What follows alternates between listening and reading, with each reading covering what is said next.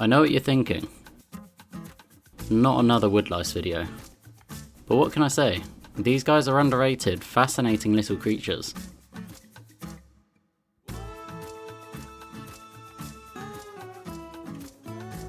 My new local area comes with a new local reptile and aquatic shop.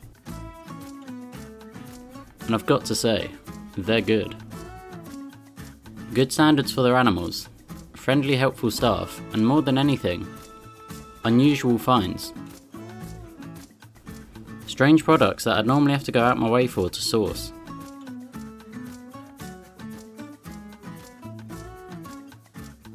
And one thing I noticed on a recent visit that I absolutely love. The perfect size aquarium to turn into a woodlice utopia. Only cost me 30 quid too. A steal. It doesn't come with a lid, but that's okay, I'll make my own. The old enclosure is very much basic, and isn't exactly much to look at. But it provides for their every need, with the proof being in the pudding as the breeding continues. Babies and a thriving group. With a growing population, I figured this find will be perfect for the clown woodlice colony. I want to recreate a forest floor look, and I'd love to fill it with moss. But woodlice love munching on moss, so sadly I'll have to pass. It's going to be quite simple really. Cut up some cocoa panels to seal onto the back.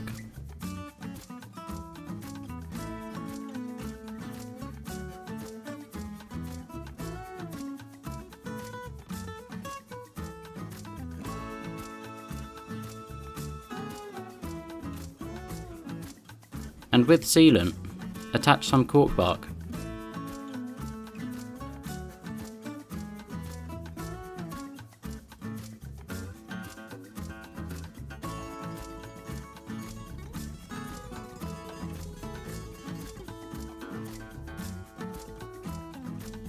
Make the soil mix. I'm using my favourite method. Sandy soil, peat moss,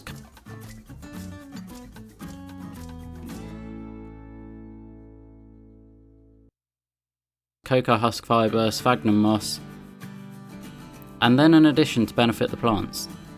Magnesium, charcoal, potassium and calcium.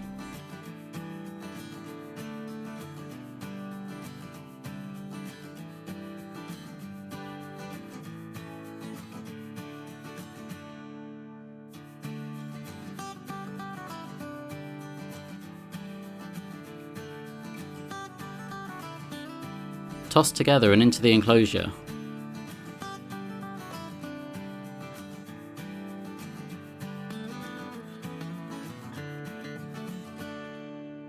All that's left is the decor. Some tiny pieces of cork bark at different levels to help add some depth and diversity to the build.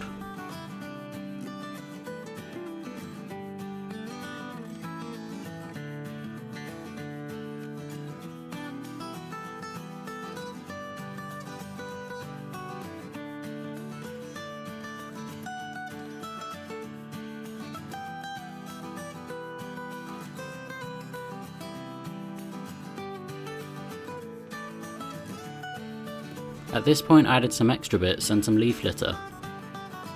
The leaf litter is also part of the diet and helps complete the look. I made the mistake of adding it too early though, and should have put the plants in place first.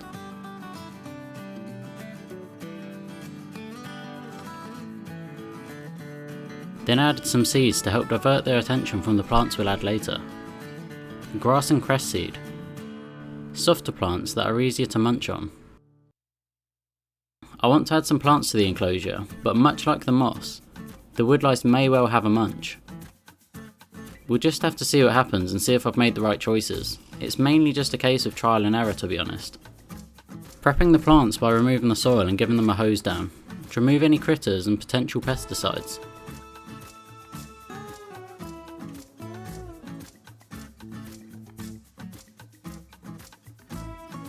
But before planting, I rounded up as many woodlice as I could and popped them into a plastic tub with calcium powder along the top to stop them from climbing out.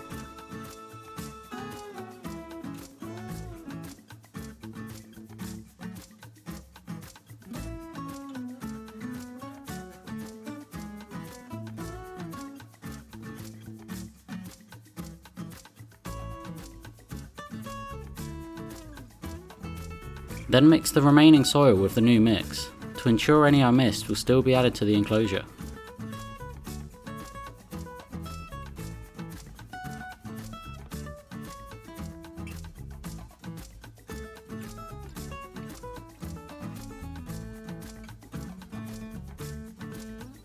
Then cutting the roots before planting. This makes it easier and helps encourage new growth. I chose to leave the root cuttings in the enclosure though, a sort of natural display. So I've chosen Fittonia, various varieties, and ivy.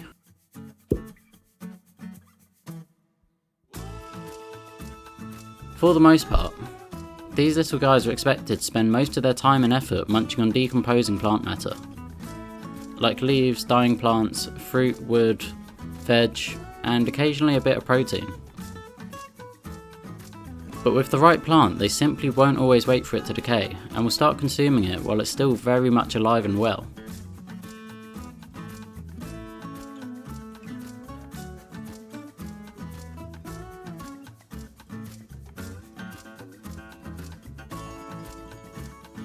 Just time to add some springtails and worms to help break down any mould, or excess food, completing the bioactive element of the build.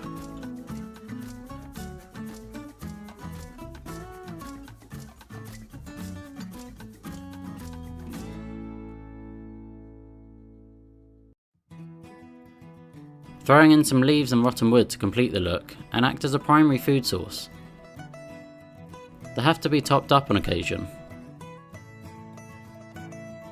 And adding our main feature.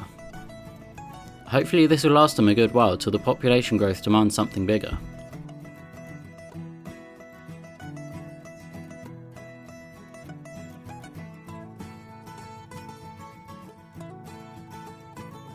And with that, we're done.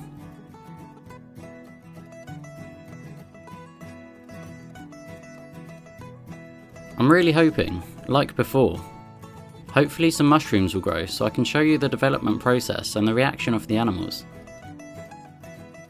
They also don't need a water bowl. I'll be misting the enclosure almost every single day to keep a high humidity just how the animals and plants like it. And they'll easily hydrate from their food and the water collecting on the leaves and other decor.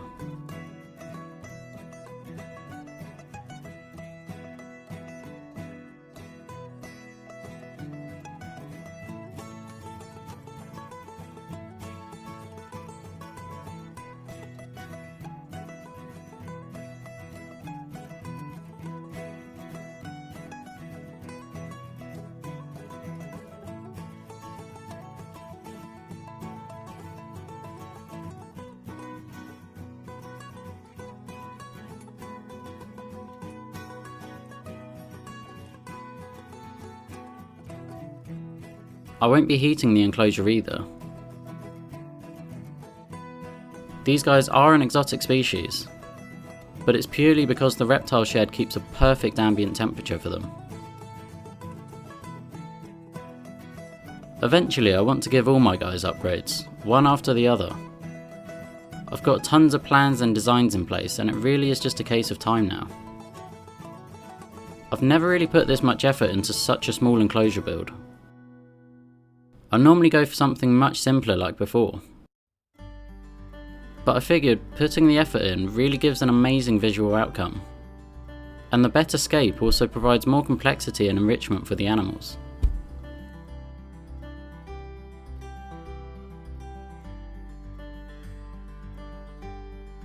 All that's left is to see how they react, and watch them going about their daily business.